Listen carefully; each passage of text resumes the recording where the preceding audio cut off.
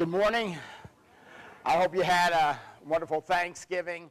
We're going to take a break from the series we've been doing because this next month, the month of December, we'll wrap it up, and we will be going through the book of Revelation, looking at Christmas from a different perspective, as you can well imagine. You might think it's a stretch to look at Christmas through the book of Revelation, but I think you're going to be amazed at some of the consistent themes of Christmas occurring in the book of Revelation. And so we're going to pick that up next week. This week just kind of opened my eyes to the fact that, Thanksgiving comes and it goes.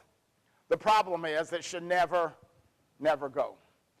I don't know how it is with you, but I can't believe it's already over.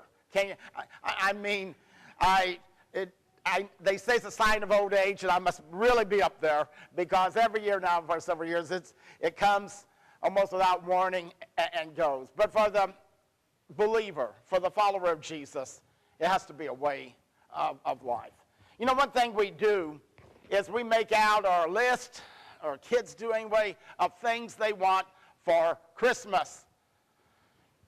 Have you ever made out a list of things that you're thankful for before you pray?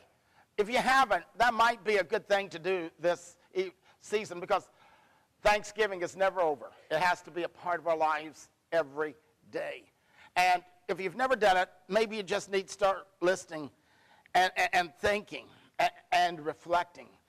That's a big part of the message today, is we just rush through the calendar, rush through the years, and we never stop to reflect and to see some blessings God has placed before us. We just miss them because we're in just such a big hurry.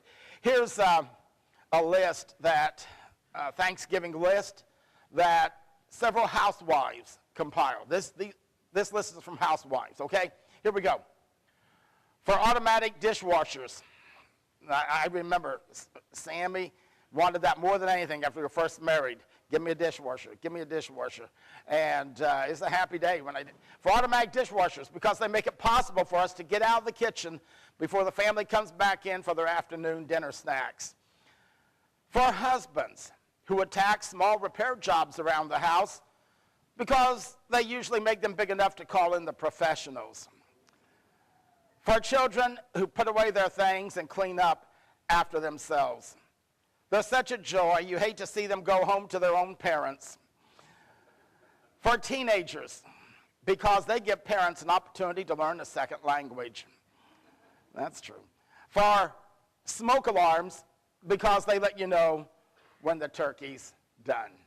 Well, what are you thankful for this morning?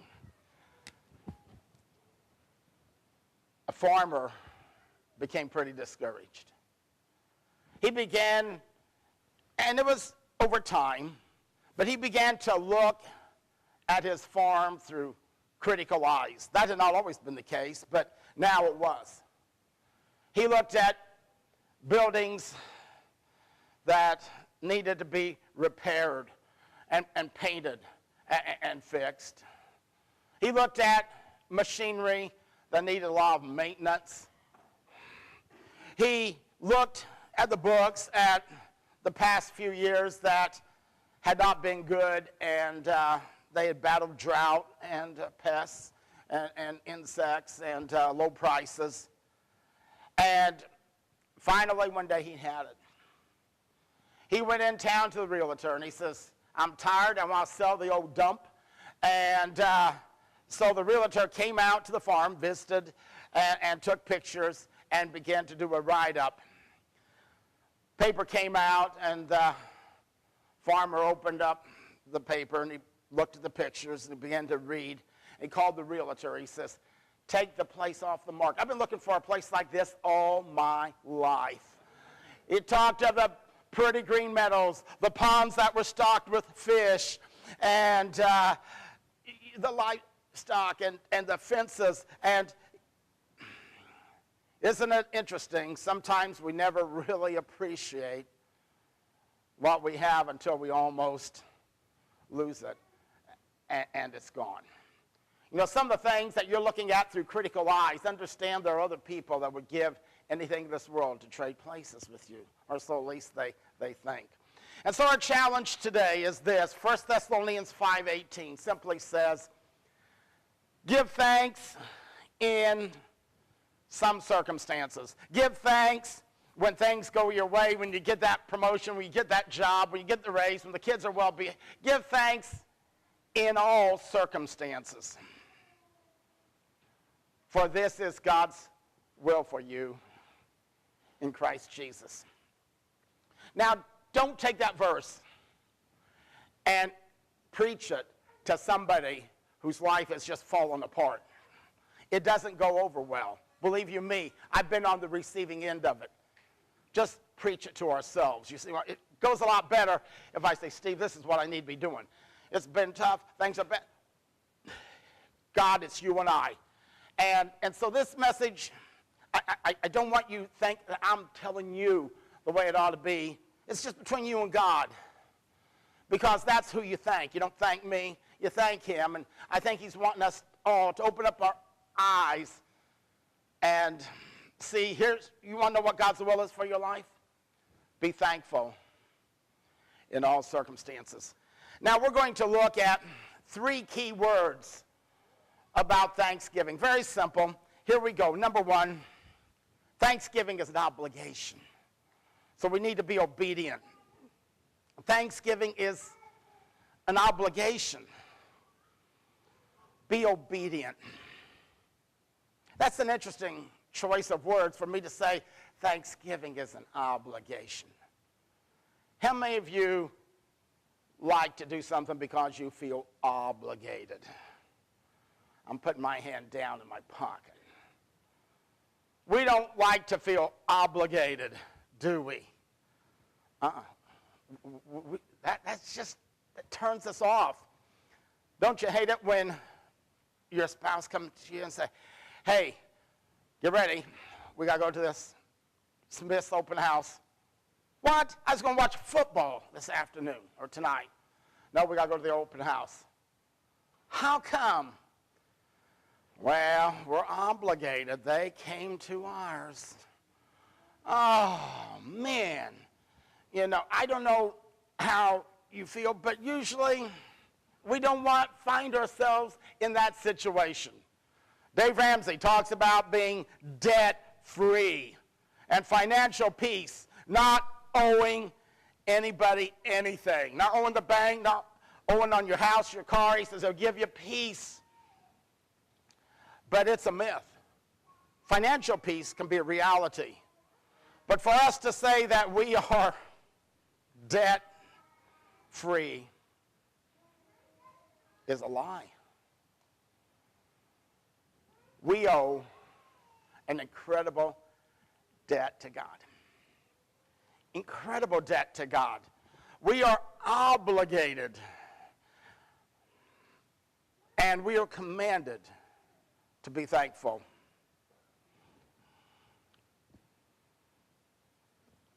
We just partook of the Lord's Supper, and on this table it has, in remembrance of me. It was Jesus who instituted the Lord's Supper. It's not the church's idea. It's not man's idea. Jesus instituted it, and he said, do this in remembrance of me, before he went to the cross. The bread that was broken, symbolizing his body that was broken. The fruit of the vine, the colored blood, is poured out, symbolizing his blood that was shed for you and I want you to know I come to church every Sunday. Sometimes I come with a better attitude than others, but I come. And when I stop preaching, or I'm no longer a preacher, I'm still going to be in church, meeting around the table, because I owe a debt I can never repay. I don't come and say, hey, I showed up, God, we're even now. Hey, I gave you so much money, we're even now, God. No. And Jesus gave us this supper and this invitation to come around this table. And the reason is because he knows we are people that are prone to forget, aren't we? And we need to be reminded we are obligated. And we lose track of that when people say, they may get offended, they may walk away, and they may, we owe a debt, and we need to express it. Here's a verse of scripture I want you to look at. Deuteronomy 8:17-18. You may say to yourself, my power and the strength of my hands have produced this wealth for me. But remember, the Lord your God, for it is he who gives you the ability to produce wealth. We talk about a self-made man. It's not true. If you have a belly button, you owe a debt to somebody. The life you have today, the things you have, you owe a debt to someone around you. And if you have a job, we owe a debt of gratitude to God, who gives us the strength to get out of bed and to go to work. He gives us our very next breath he holds in his hands. Understand, he is the owner of everything. Listen to this passage from Psalm. It's not on the PowerPoint, but it is. It's from The Voice, and so don't even look it up in your Bibles. It's because I think if you try to follow along, it'd be hard for you to do so. Psalm 50, verses 7-15, simply says this. Listen, my people, I have something to say, O Israel. My testimony comes against you. I am your God, and I'm not going to scold you because of your sacrifices. Your burnt offerings are always before me. He says, you bring your burnt offerings. I see them. They're always before me. I will not accept the best bull from your field or the goats from your meadow, for they're already mine. It's like your teenager saying, Dad, can I have your wallet? And you give it to him. He opens up and he takes out $20 of yours. And he said, I want to give you something, Dad. Here's $20. You could say it's already mine. That's what God is doing to people who come to worship and say, God, you have to be really pleased with us. Look at the bulls and the goats and the sacrifices we're bringing to you. We're giving you our bulls and our goats. God says, I got news for you. They're already mine. So what's God want? What's he want? Here, let's read on. They're already mine, just as the forest, beast, and the cattle grazing over 1,000 hills. They're mine. Every bird flying over the mountains. No. Every animal roaming over the fields belongs to me. God says, I would not come to you if I were hungry. For all the world and everything in it is already mine. Do you think I really eat bull meat or drink goat's blood? Set out a sacrifice I can accept. The next two words, your thankfulness. That's one thing he doesn't have that we can offer to him, a heart of gratitude. He says, set out a sacrifice of thankfulness. Be true to your word, the Most High. For when you're in trouble and call for me, I will come and rescue you, and you'll honor me. You'll be grateful. So I love that passage of Scripture there. Now, there's one more. That's 1 Timothy that we want to bring up here on the PowerPoint. Don't we have one more, Dave? All right, guess we don't. Anyway, I have it on my notes here. 1 Timothy 6:7. There we go. All right. Thank you, Dave. Let's read this together, okay? For we brought nothing into this world, and we can take nothing out. Do you really believe that? Do you understand what that's saying? It really puts it into perspective. You know, thankful in all circumstances. Maybe you're hurting. Maybe you're suffering a loss. But maybe we need to look at it in perspective. I had 2 funerals this week, Thanksgiving week, for people in their mid-50s. I don't know about you, but it's very sobering to me. And I thought, how awful to have a funeral service or memorial service on Thanksgiving week. They just don't go together, you know. But I think I was wrong. They might fit together better than I thought. Because I was reminded of another person by the name of Job, who was really blessed. He had all kinds of livestock. He had all kinds of servants. He had all kinds of acres. He had more money than you could count. The Bible calls him the greatest man in all the East. He had it all. He was living the good life. But one day, in a matter of one day, 2 words, his world turned upside down. And one servant after another began to come in saying, hey, we're out in the fields. The Chaldeans came, captured your camels, killed the servants. I alone escaped to tell you. Another one said, hey, we're out there with the sheep. And fire from heaven fell and burned them up, and all the servants, I alone escaped. One loss after another. He went from the penthouse to the poorhouse in the matter of one day. 3 strikes, you're out in baseball, but a 4th guy came in, servant, with losses that would make the others pale in comparison. He said, we were at a party. Your 10 children were all there. It was at your eldest son's house. And the storm came. Don't know if it was tornado or what. And the house collapsed.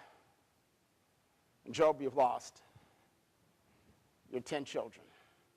Here's a guy who had everything, and in a matter of 24 hours, he really lost it all. If there was ever a guy who says, I really don't feel like being too thankful, it should have been Job. But Job really put things in perspective there at the end of chapter 1 when he said, you know, when I came into this world butt naked. He said, I did not have one thing that I brought with me. I had no money. I had no clothes. I had nothing when I came into this world. And when I check out, he says, it's going to be the same way. The Lord giveth, the Lord taketh away. Blessed be the name of the Lord forever. And he knelt down and bowed down and worshiped. If Job could be thankful in that circumstance, you and I can be thankful today. One of the funerals I had was for Betty Simmons' mother, and Kurt and Betty are here this morning in worship to God. That's incredible faith, but that is the right perspective, folks. And Job had it right. We brought nothing into this world, and we can take nothing out. And when you go through life and you begin to lose some things, every loss is just an evidence of the fact, first of all, you received a gift. You can't lose what has not, first of all, been a gift. Remember, I've told the story of Sarah Burke, the pioneer in Olympic freestyle skiing, and was picked to be the gold medalist for 2014. But about 2-3 years ago, training in Utah, she was killed in an accident while skiing. Her parents were interviewed at the Olympics this year, and they said, man, that had to be the worst thing that could have ever happened. Losing your daughter who was just 30 years old. Mother said, no, that's not the worst thing. And the reporter's taken back. Well, what could be worse than losing your only daughter who was 30 years old? They said, not having her for these 30 years. You don't want to give them up, but they wouldn't trade those 30 years for anything. You see, so sometimes we just focus on the loss and the things that'll never be and the dreams we had with our loved ones that they'll never get to see and we'll never be able to share with them. But for 30 years, they realized their life was incredibly blessed. And that's how Job looked at. He says, the Lord always gives before he takes away. Blessed be the name of the Lord forever. He got it right. I hope we do too. Thankful in all circumstances. Secondly, let's look at opportunity. Let's make it count. Ephesians 5:15-16 says, be very careful then how you live, not as unwise, but as wise, making the most of every opportunity. I guess the opposite of living a life of thankfulness to God would be the word waste. If we're not using the gift of today that he's given to us in a way that pleases him and expresses our gratitude, then it's just a waste. And the older I get, the more I realize the fewer the days we have. And I don't want to waste any of them. I don't want to waste a month or a year. I don't want to waste a day. I think that's what I hated most about being in the hospital. You know, when you're in surgery and you're out, it's just seems like a waste. It's not. You're healing. But man, I don't want to miss anything. I just don't want to waste.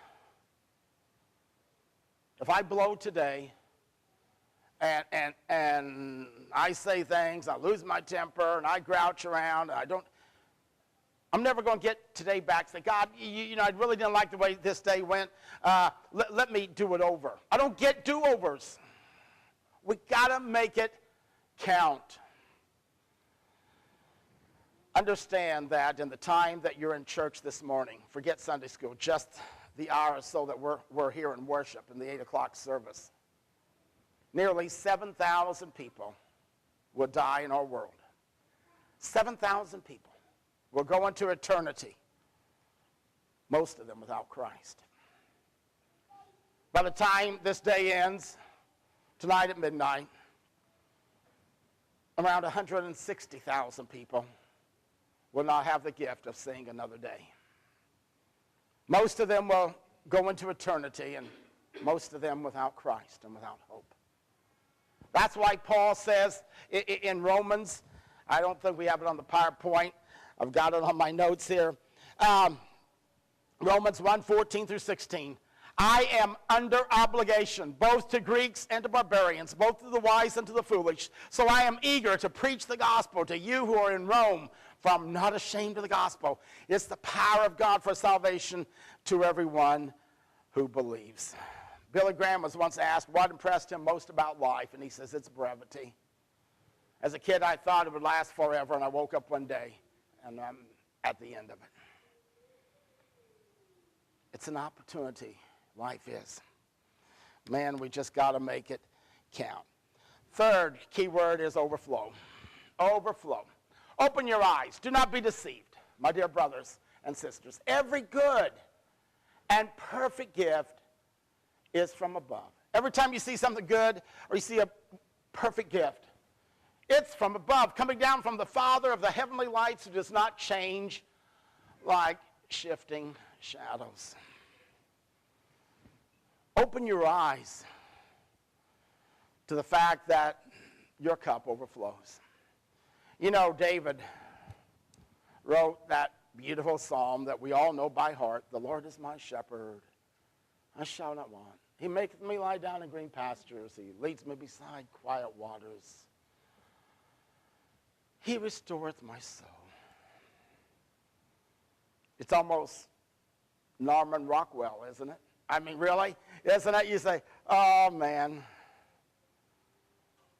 Have you ever asked yourself, how was it for the guy who wrote it? Have you ever asked, what was it David didn't have? He was out there with those sheep 24/7. I mean, that's just the way it is.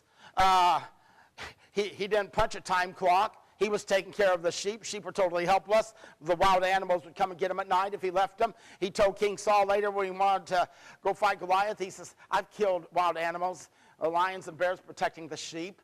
He's laid my life down for these sheep. I'm with them day and night. So he's out there. Have you wondered what his bed was like? He didn't have a perfect sort of sleeper that had the dial. Just dial your side so that you know, however you want, just so not too hard, not too soft, not too hot, not too cold. His water bed was only one when it rained. I mean, think about it. You know, this guy, he had no air conditioning. He had no perfect sort of sleeper. He had no cell phone. He had no computer. He had nothing out there but those smelly sheep, and they stink.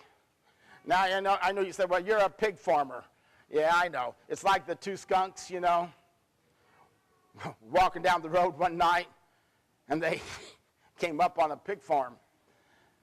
One of them took a whiff and said, what's that awful smell?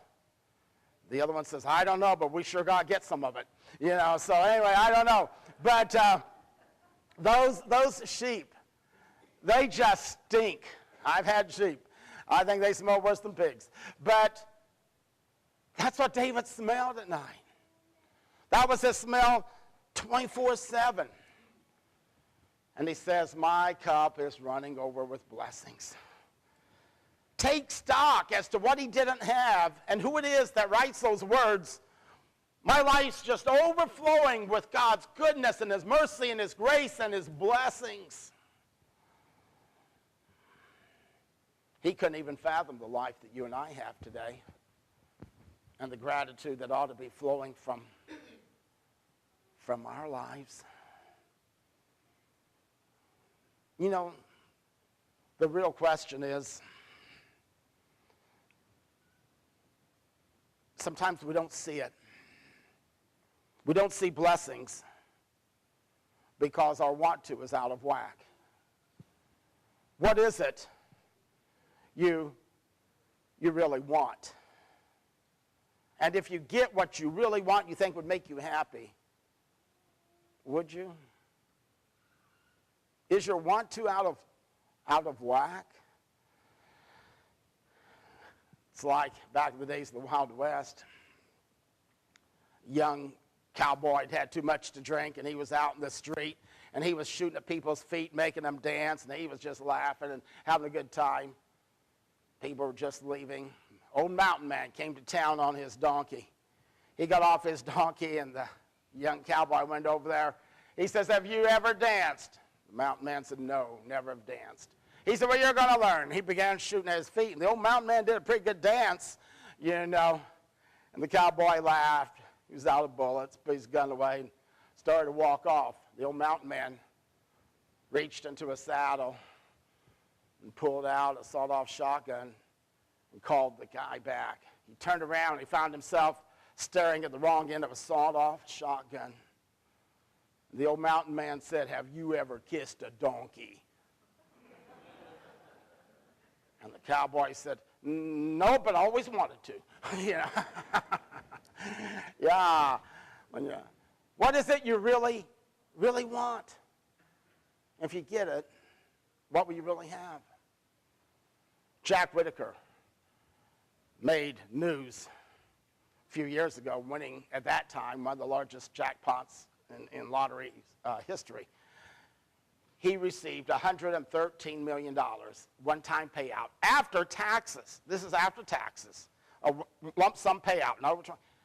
Somebody just writes you a check, tax-free, $113 million. Most people would say, well, if anybody ought to be happy, it ought to be Jack Whitaker.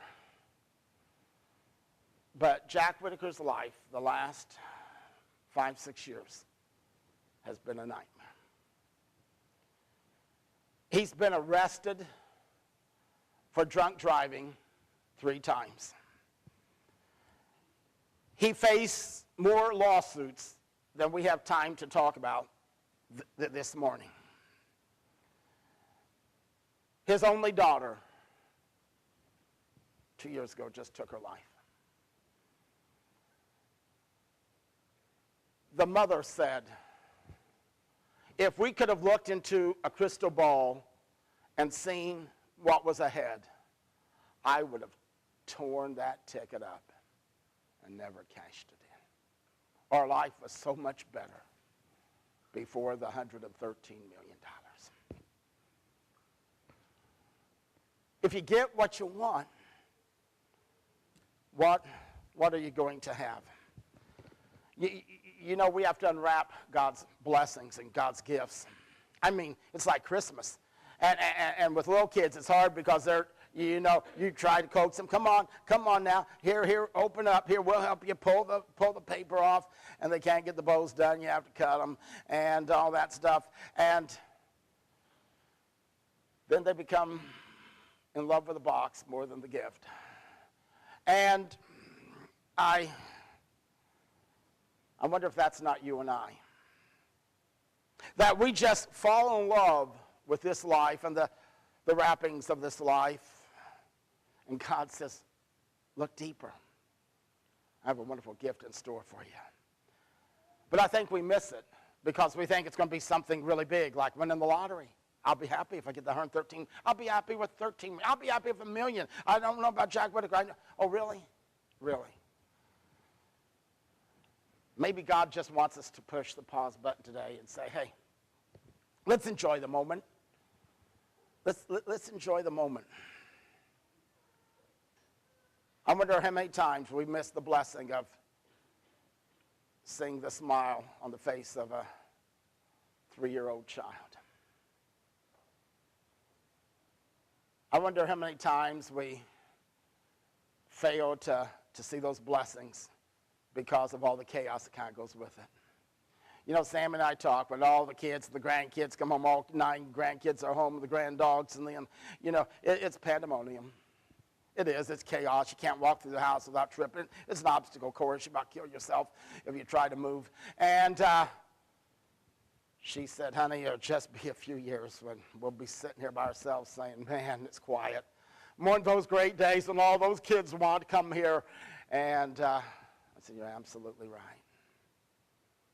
That window of opportunity, it closes so quick. Some simple things. We just see the chaos, and we don't see the blessing. We don't see a beautiful sunrise because we say, I'm not a morning person. I hate getting up early. I need my sleep. God said, I had a real beautiful sunrise in store for you, but you missed it. We miss a beautiful snowfall because we say, I hate cold weather. I'll be so glad when spring comes. And we miss a beautiful sunny day because we say, it's too hot. I can't stand the heat. I'm just miserable. I wonder if we just miss all the blessings because of everything we hate. God says, open your eyes. I really thought today was going to be pretty special for you, but you just missed it. You just rushed through it all. You know, Jamel asked if she could go fishing out at our pond. And I said, sure, Jamel. And she says, now, can I keep whatever fish I get? I said, I'll make a deal with you. The same deal I do with everybody. I said, every largemouth bass, 5 pounds and under, you can keep. You can take home, you can put it on the wall, have them out. You can do whatever you want. You can eat it. It's yours.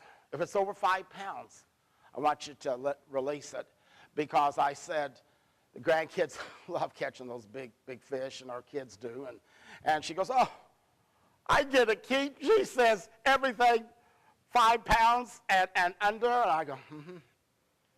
She looked at the guys with her. She goes, this is going to be great. Here's the first fish she caught. 7 pounds, too bad, Jamil. I had to go back, and it did. She goes, I can't believe it, you know. And special moment, you know, and that's why we haven't put back, because somebody else can have that same moment. McKenna's caught that one before, too. I've got pictures of her. But that fish, you know, it doesn't surprise me she caught it. It surprises me that Jamel can lift that thing up. It goes from her waist to her shoulders. Look at that thing. You know, it's big.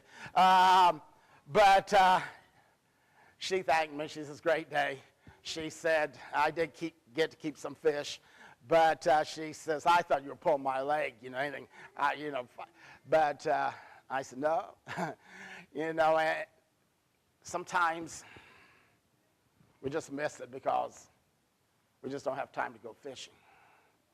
My sister and brother-in-law were back when we were on vacation from Colorado, and he was talking, and he says, hey, have you caught many fish out of your pond this year? I said, no, I didn't have time to go. Isn't it something? I have other people in church getting moments that should have been mine. That should have been my moment, Jamel, not yours, mine. I just missed it because I'm just rushing through life. The psalmist said, be still and know that I am God. And he has some incredible things in store for you and I.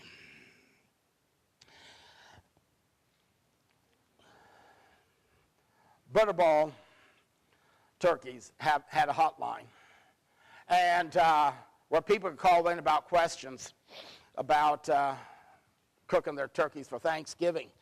And one lady called in, and she said, I've had a butterball turkey in my freezer for 17 years. And she said, I wonder if it would still be good. And they said, well, if you kept it frozen, ma'am, it would probably be okay. But after 17 years, you got to know all the taste is pretty well gone. She says, yeah, that's what my husband and I thought too, so we'll probably just give it to the church. So,